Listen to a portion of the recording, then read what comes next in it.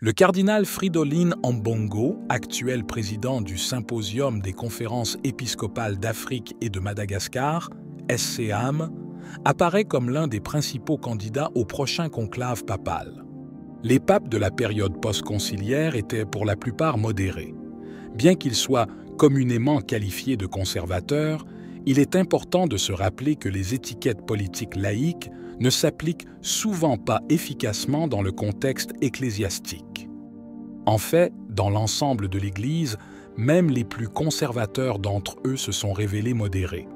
Il s'agit d'un point de vue qui peut paraître généreux aux yeux de certains, mais qui représente une interprétation équilibrée et réaliste de leur influence et de leur impact. Le consensus général suggère que le successeur du pape François sera probablement un pape de transition, un modéré qui évitera de trop bouleverser l'équilibre actuel. Il est peu probable que le nouveau pape fasse des déclarations trop provocatrices qui pourraient déplaire aux laïcs, ni qu'il apporte des changements radicaux aux réformes déjà mises en œuvre par François dans l'Église. En effet, il est plus probable que les changements les plus contestés seront retirés en silence, grâce à la publication de documents de clarification qui annulent leur effet sans grande fanfare. Dans l'ensemble, on ne s'attend pas à des changements significatifs dans les structures fondamentales, en particulier au sein de la Curie romaine, où des personnalités influentes telles que les Jésuites et le groupe de Saint-Gall continueront d'exercer leur influence. Le débat au sein de l'Église catholique tourne désormais autour du cardinal Ambongo, qui a récemment attiré l'attention internationale grâce à sa position contre le supplicant Fuchsia, une décision papale controversée. Cependant, le cardinal a limité sa dissidence au contexte culturel africain spécifique, soulignant le caractère unique des défis auxquels l'Église africaine est confrontée. Sa rencontre avec le pape François, où il a obtenu l'approbation de maintenir une position modérée en Afrique uniquement, démontre une compétence diplomatique et une prudence qui le distinguent comme successeur potentiel du pontificat. Le cardinal Ambongo a également exprimé son soutien à l'une des réformes les plus radicales du pape François, qui vise à rendre l'Église plus synodale et inclusive. Cette réforme, connue sous le nom de synodalité, est considérée par de nombreux membres de la hiérarchie ecclésiale comme un changement substantiel dans la gestion de l'Église, un changement qui pourrait être difficile à inverser. Cette position du cardinal a renforcé son image de modéré, capable de diriger l'Église dans une période de transition délicate.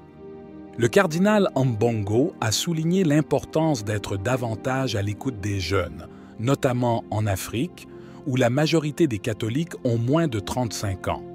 Le synode offre, selon le cardinal, une nouvelle opportunité d'écouter et de cheminer avec les jeunes, qui se sentent souvent négligés par les structures ecclésiastiques traditionnelles. Cet accent mis sur une approche plus inclusive pourrait non seulement revigorer la foi des jeunes, mais aussi mieux répondre à leurs besoins dans un monde en évolution rapide. Le cardinal s'est dit préoccupé par l'émigration de jeunes Africains à la recherche d'opportunités hors du continent, un phénomène qui risque de priver l'Église africaine d'une partie vitale de sa communauté. En collaboration avec les gouvernements locaux, le cardinal propose de créer de nouvelles opportunités pour les jeunes en Afrique, afin qu'ils puissent trouver un avenir sur leur continent plutôt que de le chercher ailleurs. Le cardinal Ambongo a non seulement parlé de la nécessité d'écouter les jeunes et de collaborer avec les gouvernements locaux, mais il a également souligné l'importance d'interpréter le synode comme une nouvelle Pentecôte pour l'Église en Afrique. Cette expression métaphorique reflète non seulement sa vision d'un réveil spirituel et communautaire, mais signale également un changement potentiellement radical dans la manière dont l'Église entretient ses relations avec ses fidèles. Le cardinal y voit un moment clé, un kairos, qui traduit du grec ancien signifie « le moment opportun », soulignant ainsi l'importance cruciale du présent dans la transformation de l'Église. Par ailleurs, le cardinal Ambongo a abordé des questions sensibles comme celle des diaconesses, répondant que la question nécessite une étude plus approfondie. Cette réponse prudente indique une volonté de ne pas fermer immédiatement les portes aux futurs débats théologiques, tout en maintenant une ligne modérée et respectueuse des traditions ecclésiastiques. Cette position peut être interprétée comme une tentative d'équilibrer progrès et conservation, éléments souvent en tension au sein de l'Église. Concernant le contexte mondial, le cardinal n'ignore pas la dynamique internationale et le rôle que joue l'Église africaine en tant que centre vital de croissance pour le catholicisme mondial.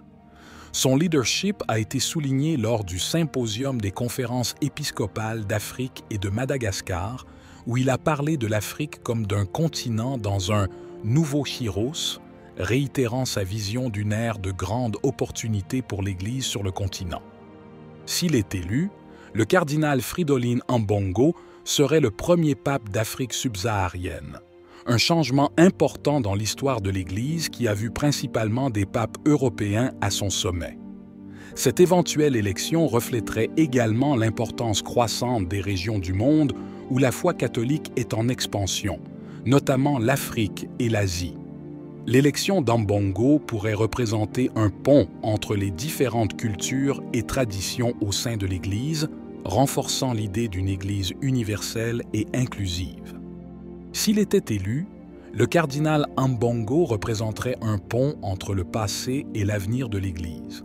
Son élection pourrait marquer un tournant important, avec un pape issu d'un continent en pleine croissance, capable d'affronter les complexités du monde moderne.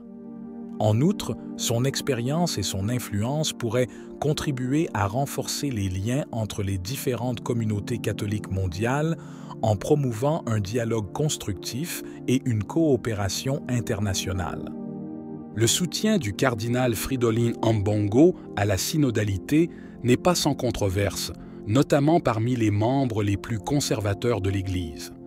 La synodalité, vigoureusement promue par le pape François, représente un changement significatif dans la gouvernance ecclésiastique, mettant l'accent sur la participation et l'écoute de tous les membres de l'Église, y compris les laïcs.